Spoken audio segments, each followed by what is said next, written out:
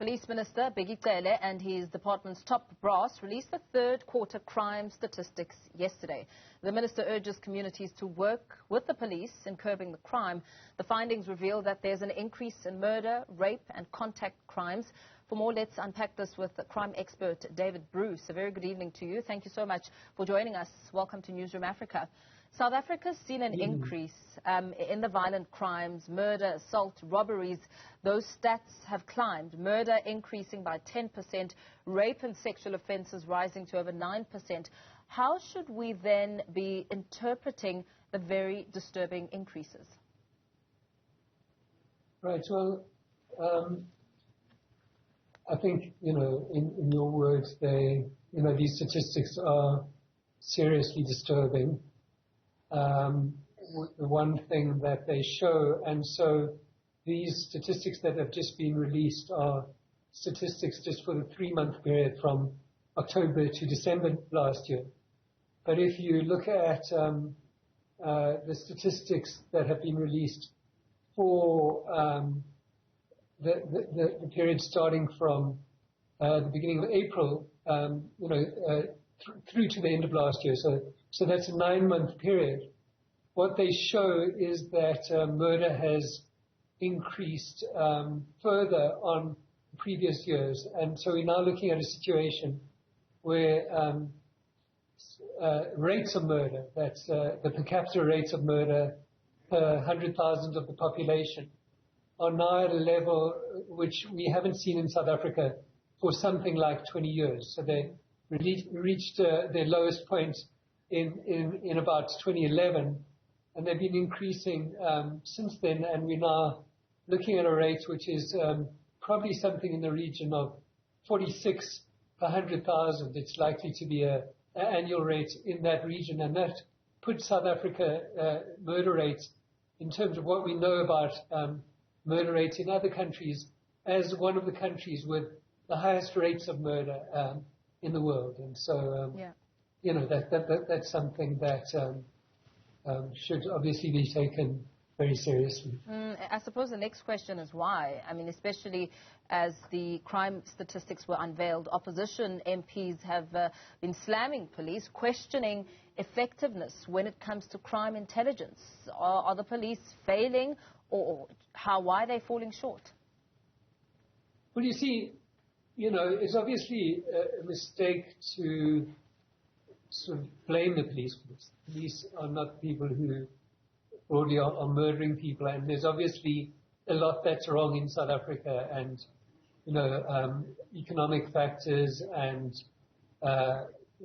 inequality and things like that would be factors that play an important role.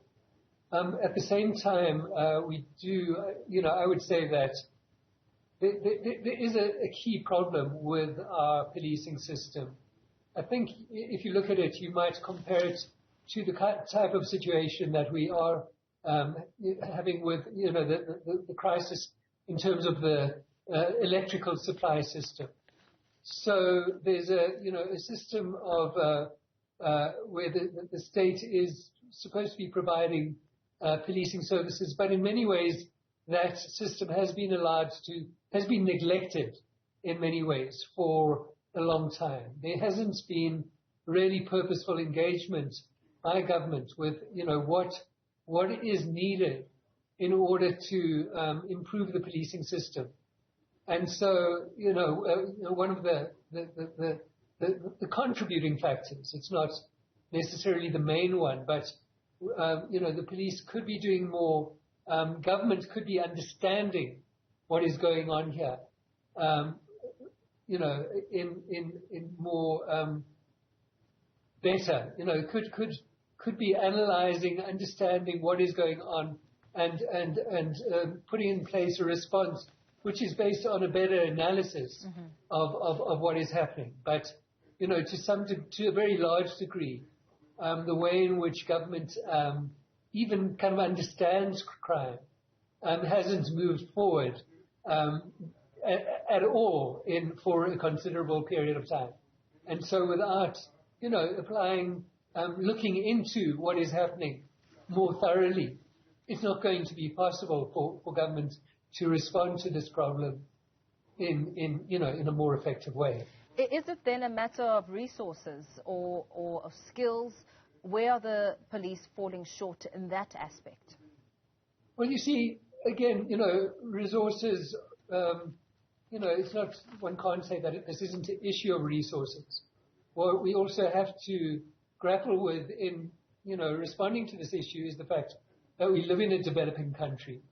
So, even in a country like England, police have faced cutbacks. So it's not only in the developing world that there are budgetary constraints on what governments can invest in policing, but those type of constraints are obviously much greater in a country like South Africa.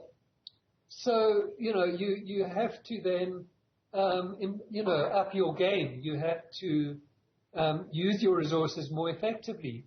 So, for instance, something like recruitment. Is the system of recruiting police officers being used in an optimal way to ensure that we're recruiting the right kind of people into the police service? And I don't think you would find that governments even, really engage with that kind of question. In many ways, the recruitment system is seen, it's again seen as purely, engagement with it from governments is purely on the question of numbers. And, what we need in order to improve the effectiveness of the police response to the crime problem that we're facing is, a better type of recruitment, more sophisticated recruitment, more varied type of recruitment to meet different types of skills shortfalls. So you've got, for instance, complex types of organized crime, and you need to be thinking about what type of recruitment system do we need to put in place, to be able to ensure that we've got the right kind of investigators to be responding to organized crime and so on. Yeah. So, we need a government that is engaged on a policy level with these key questions about improving and strengthening the policing system. And basically, we're not getting that from governments at all at the moment. Domestic violence has also been listed as a contributing factor to the increase in murder. In fact, looking at the numbers, there were 305 domestic murders or murders that were attributed to domestic violence. I mean, what does that in itself tell you? Is it a matter of approach that needs to be taken into account in dealing or tackling these instances? Well, yeah, I think then that, that would be, from my point of view, what I would be inclined to emphasize is that what I would want is, for instance, I would want government to understand, this problem much more in terms of, what are the differences between different parts of the country in terms of, how this problem is unfolding. So, I mean, if we're talking about, domestic violence, murders related to, domestic relationships, where are those murders happening? Are they happening, are those evenly distributed across the country? Are those happening in specific provinces? And then I'd want, governments, if this problem is to some degree concentrated in specific areas, I'd want, government to say to, for instance, the provincial commissioner, I want you to come up with a plan to deal with this problem in your province. But, so one of the shortcomings in how we are responding to this problem is, there isn't that level of nuance. So, for instance, the data that the SAPS is providing in, its reports on crime is to a large degree not differentiated in terms, from province to province. There isn't really proper analysis of, the types of variations that there are between different provinces in terms of what's going on there. So, when, insofar as, crime to some degree needs to be dealt with in a much more varied way in terms of the specific crime patterns within specific provinces. So the indications are, for instance, that murder is primarily surging in the Eastern Cape and in KwaZulu-Natal. But it seems that, for instance, firearm-related violence is playing a much bigger role in the increases in murder in KwaZulu-Natal than it is in the Eastern Cape and so on. So we do need to take these kinds of differences into account when we, in how we respond to this issue. You speak about firearms and KZN. We know that just today, slain rapper a.k.a. Keenan Forbes, as well as his friend, were laid to rest, and that was a result of guns being used. And that in itself, looking at access to guns, the use of guns, how are police supposed to be tackling that area when it comes to the increases that we're seeing? Right. Well, I think that is one of the major questions that we have to engage with in a far more purposeful way moving forward. And so, there are questions about where firearms are coming from, and so that raises questions about the whole system for regulation and control of access to firearms in South Africa. The other thing, of course, that's been known of for some time is that, there is this kind of assassination industry, which, is above all seemingly embedded in KwaZulu-Natal.